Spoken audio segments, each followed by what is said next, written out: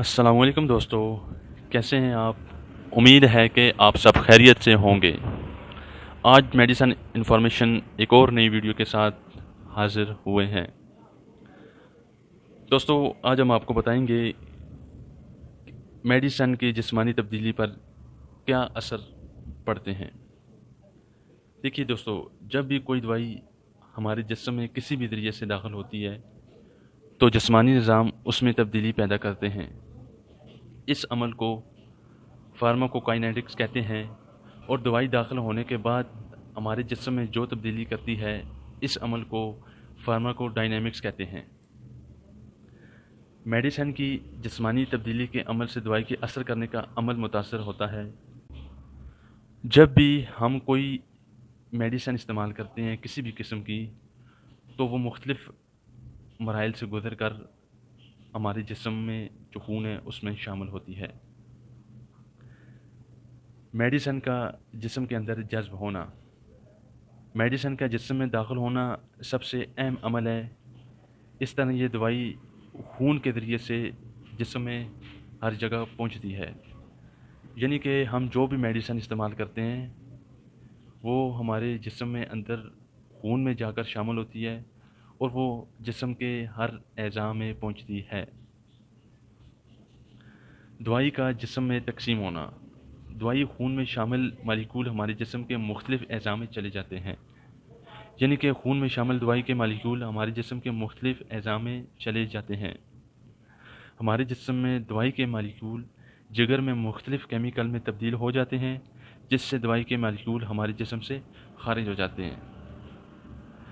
دوائی کا جسم سے اخراج، اس عمل میں دوائی بذریعہ پیشاب یا پخانہ ہمارے جسم سے خارج ہو جاتی ہے، یعنی کہ جو بھی میڈیسن ہم لیتے ہیں کسی بھی قسم کی، تو وہ ہمارے باڈی کے اندر انٹر ہونے کے بعد خون میں شامل ہوتی ہے، اور خون میں شامل ہونے کے بعد وہ دوائی ہمارے جسم سے ورک کرنے کے بعد جس مقصد کے لیے بھی ہم لیتے ہیں اس کے بعد وہ بذریعہ پخانہ یا پیشاب کے ذریعے ہمارے جسم سے خارج ہو جاتی ہے۔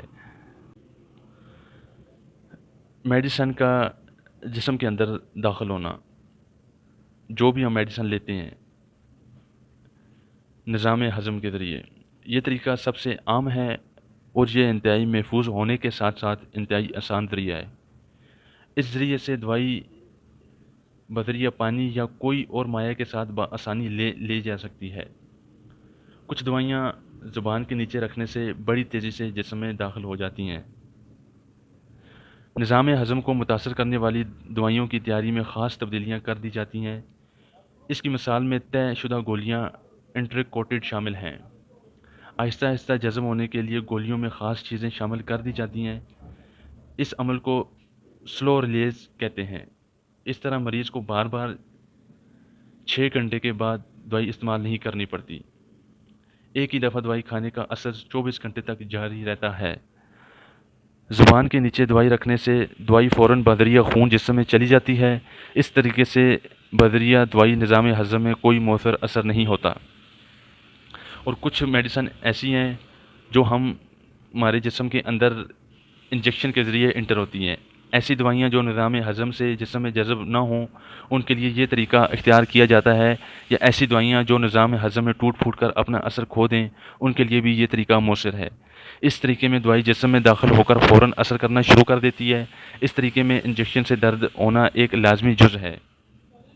اس کے علاوہ غلط انجیکشن کے اپنے مضر اثرات ہیں، یا غلطی لگانے کی جگہ بھی ہو سکتی ہے۔ اس طریقے میں دوائی گوشت میں یا وین میں داخل کی جاتی ہے۔ کچھ میڈیسن ایسی ہیں جو ہماری جلد کے ذریعے سے باڈی کے اندر انٹر ہوتی ہیں۔ یہ طریقہ بہت ہی کم استعمال ہوتا ہے۔ اس کے استعمال میں انسولین کا نام سرفہرست ہے۔ اس کے علاوہ ایڈرنالین بھی دی جاتی ہیں۔ بذریعہ نظام سانس، یہ طریقہ دمے کے مریضوں میں دوائی کے لیے استعمال کیا جاتا ہے۔ اس کے لیے انہیلر اور نیبلائزر استعمال کیے جاتے ہیں۔ اس طریقے سے دوائی صرف پھیپھڑوں تک محدود رہتی ہے اور مریض دوائی کے مؤثر اثرات سے محفوظ ہو جاتا ہے۔ یعنی کہ دوائی لینے کے مختلف طریقے ہیں۔ کچھ دوائیاں ہم لیتے ہیں پانی کے ذریعے، کچھ دوائیاں ہماری باڈی کے اندر انٹر ہوتی ہیں انجیکشن کے ذریعے، کچھ دوائیاں ہمارے باڈی کے اندر انٹر ہوتی ہیں انسولین کے ذریعے، کچھ دوائیاں ہمارے باڈی کے اندر نظام ہضم کے طریقے سے انٹر کی جاتی ہیں، یعنی کہ جو دوائی جس مقصد کے لیے لی جاتی ہے اس کا ایک علیحدہ پروسیس ہوتا ہے لینے کا۔ تو دوستو یہ تھی میڈیسن کی جانب سے انفارمیشن۔ امید ہے کہ آپ کو ہماری ویڈیو پسند آئی ہوگی۔ اگر پسند آئی ہے تو پلیز لائک اور سبسکرائب کرنا نہ بھولیے گا تاکہ مزید آنے والی اچھی ویڈیو آپ تک پہنچ سکے۔ اسی کے ساتھ اجازت چاہتا ہوں، اللہ حافظ۔